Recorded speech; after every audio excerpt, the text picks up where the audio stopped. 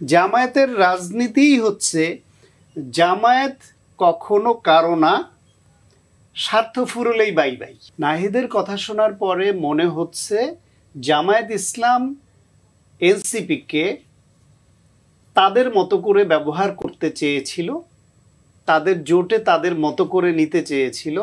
কিন্তু এনসিপির যতগুলা মিটিংয়ের আলোচনার বিষয়বস্তু সংবাদ মাধ্যমে এসছে বা তাদের নেতাদের সঙ্গে কথা বলে আমরা যতটুকু বুঝেছি, তার মধ্যে খুব কম সংখ্যক নেতা জামাতের সঙ্গে জোটের পক্ষে ছিল, কিছু সংখ্যক নেতা বিএনপির সঙ্গে জোটের পক্ষে ছিল, কিন্তু মেজরিটি সংখ্যক কোনো এই দুইটা দলের কারোর সঙ্গে জোটে না যাওয়ার পক্ষে ছিল। তো জামায়াত ইসলাম যখন দেখেছে যে তাদের সঙ্গে এই তরুণদের দলটিকে জোটবদ্ধ করে তাদের কথা মতো চালাতে পারছে না, তখন জামায়াত এনসিপির প্রতি তাদের যে ভরসাটা ছিল, তাদেরকে কাছে নেওয়ার যে আকাঙ্ক্ষাটা ছিল, সেইখান থেকে নিজেদের গুটিয়ে নিয়েছে। এবং ওই যে তাদের মধ্যে যে আন্ডারস্ট্যান্ডিং ছিল, তারা উভয় স্বাক্ষর না করে সরকারের উপর একটা চাপ প্রয়োগ করবে বা বিএনপি বা অন্যান্য যে সব দল স্বাক্ষর করতে চায় এই অবস্থায় তাদের প্রতি চাপ প্রয়োগ করবে, সেখানে হোঁচট খেয়েছে।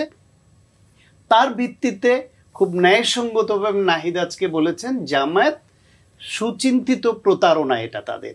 এবং এই তরুণদের দল, তরুণ নেতারা জামায়াতের অতীত ইতিহাস বিশ্লেষণ না করবার কারণে এই খুব অল্প সময়ের মধ্যেই হোঁচটটা খেয়ে গেল। জামায়াতের রাজনীতিই হচ্ছে জামায়াত কখনো কারো না, স্বার্থ ফুরলেই বাই বাই। আপনি একদম এই দলটা রাজনীতি করবার অনুমতি বাংলাদেশে পাওয়ার পর থেকে, সেই শেখ মুজিব হত্যাকাণ্ডের পরে জিয়াউর রহমানের সময় যখন রাজনীতি করার সুযোগ পেল, সেই জামায়াত ইসলাম 1986 সালের নির্বাচনে এসে যখন সবাই নির্বাচন বয়কট করার সিদ্ধান্ত হলো, সেই জামায়াত ইসলাম এরশাদকে বৈধতা দিতে হাসিনার সঙ্গে নির্বাচনে গেল। 95 সনে এই জামায়াত ইসলাম এক বাক্যে বলে দেয়, জানলেও মনে করিয়ে দিতে হবে। 95 সালে বিএনপিকে ছেড়ে আওয়ামী লীগের সঙ্গে হাত মিলালো এবং বিএনপিকে নাস্তানাবুদ করলো আন্দোলন করে। 2001 সালে এসে সেই জামাত আবার বিএনপির সঙ্গে জোট করলো, ইলেকশনে করলো, সরকারে গেল, মন্ত্রী হলো।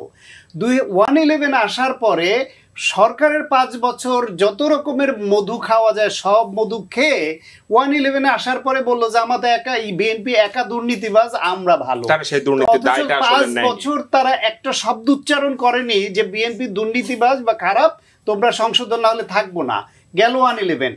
এই যে এইভাবে জামাতের রাজনীতির ইতিহাসই হচ্ছে ভুল রাজনীতির ইতিহাস, বাংলাদেশের অভ্যুত্থান থেকে শুরু করে, এবং প্রতারণার ইতিহাস। সেই প্রতারণার ইতিহাসটা মাথায় না রাখার কারণে